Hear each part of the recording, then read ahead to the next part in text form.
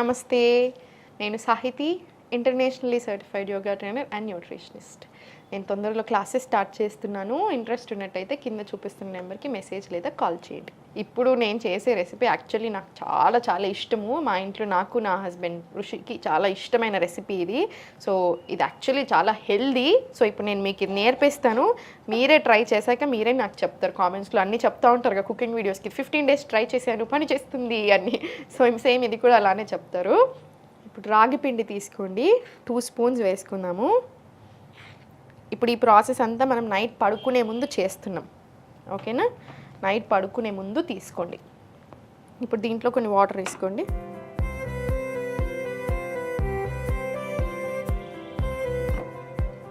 ఇప్పుడు నేను ఇది ఒక్కళ్ళకి చేస్తున్నాను, మీరు ఇంకో ఇద్దరికి చేసుకుంటున్నారు, అట్లా దాన్ని బట్టి మీరు ఎక్కువ పెంచుకోండి. ఉండలు లేకుండా మొత్తం కలిపేసేసుకోండి నీట్గా.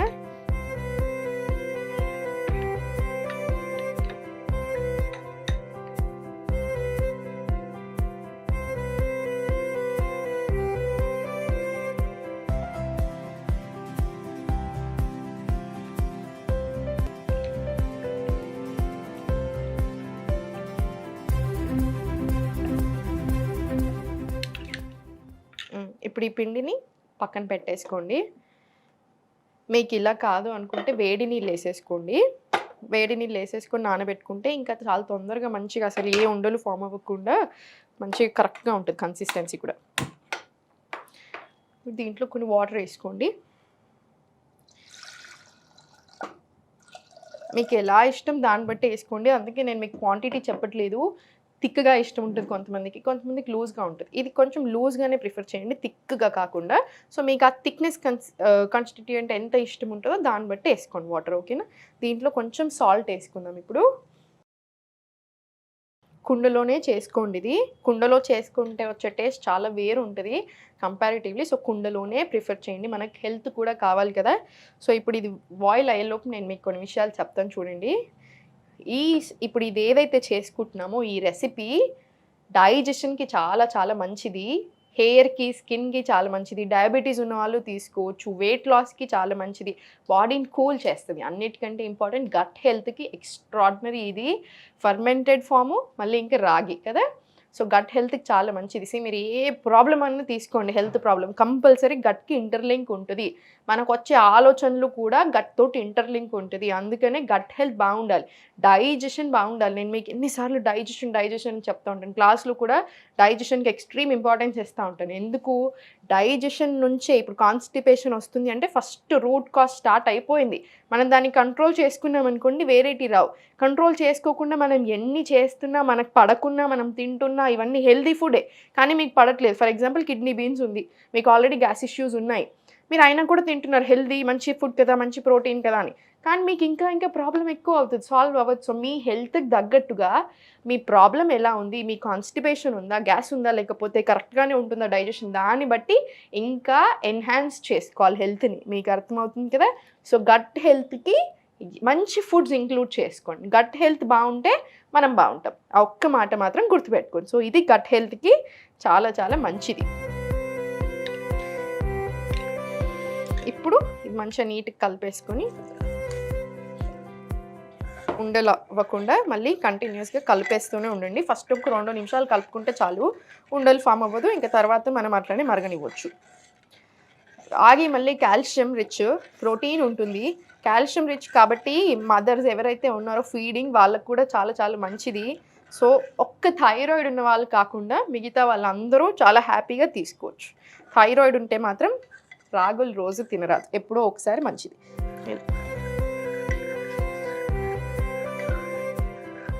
కుండను ఎప్పుడైనా సరే, కుండలో మీరు ఫస్ట్ టైం వండుతున్నట్టయితే కుండలు ఎక్కువ హై మంట మీద పెట్టుకోవద్దు. కొంచెం సేపు పెట్టుకుంటే ఓకే, కానీ అలా హై మంట మీద ఊరికి ఎక్కువసేపు పెడుతున్నా సడన్గా పగిలిపోతాయి, అలా చేయకండి, ఓకేనా?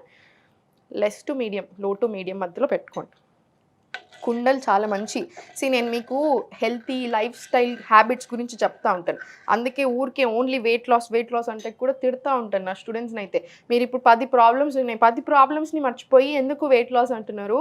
10 ప్రాబ్లమ్స్ని సాల్వ్ చేసుకోవడానికి చూడండి. హెల్త్ని సెట్ చేసుకున్నాం, లైఫ్ స్టైల్ సెట్ అయ్యి హ్యాబిట్స్ మారాయి అనుకోండి, హెల్త్ సెట్ అవుతుంది. హెల్త్ సెట్ అవుతుంది అంటే మనం ఇంత చేస్తున్నప్పుడు automatically body toning, inch loss, weight loss వద్దన్నా అవుతాం. సో అందుకని హెల్త్ దృష్టి పెట్టండి. దాంట్లో ఒకటేటి ఇంపార్టెంట్, మనం ఏం గిన్నెలు వాడుతున్నాం అది చాలా చాలా ఇంపార్టెంట్. పాట్స్ చాలా హెల్దీ, చాలా మంచి, 100% న్యూట్రియన్స్ని రిటైన్ చేసుకుంటాయి.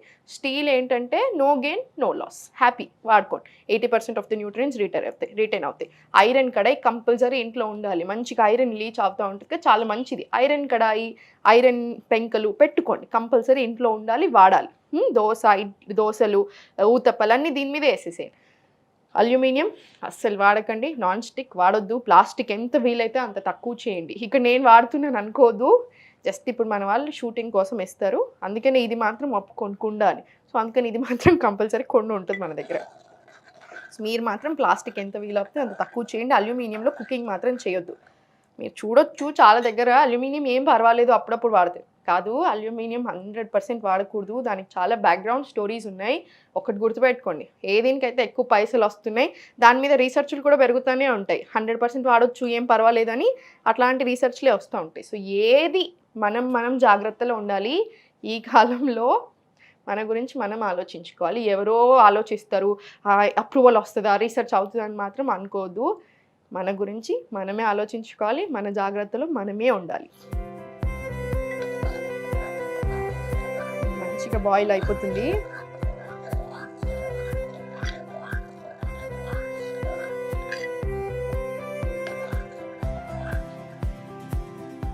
ఇంకొక 2 నిమిషాలు మరిగించి ఇంకా చల్లబెడదాం.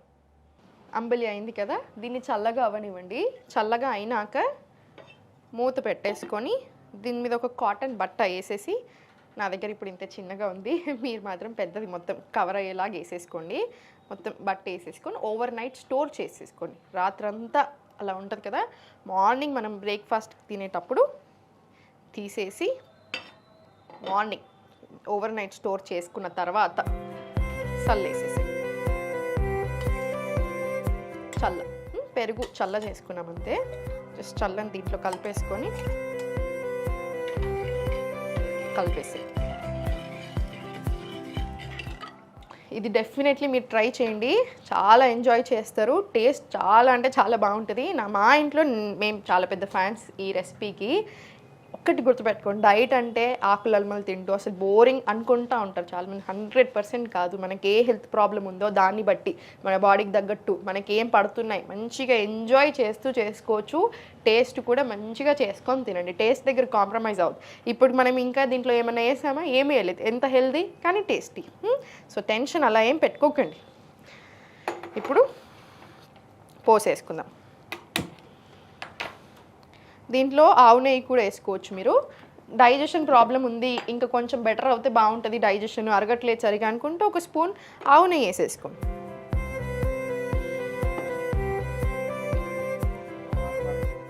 దీంట్లో జీలకర్ర,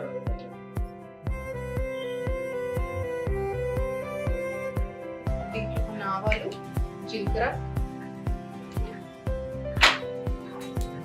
కరివేపాకు,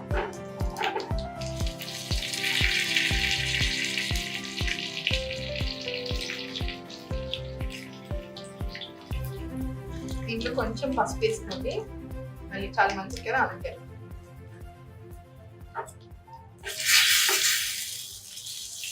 స్టవ్ ఆఫ్ చేసుకోండి.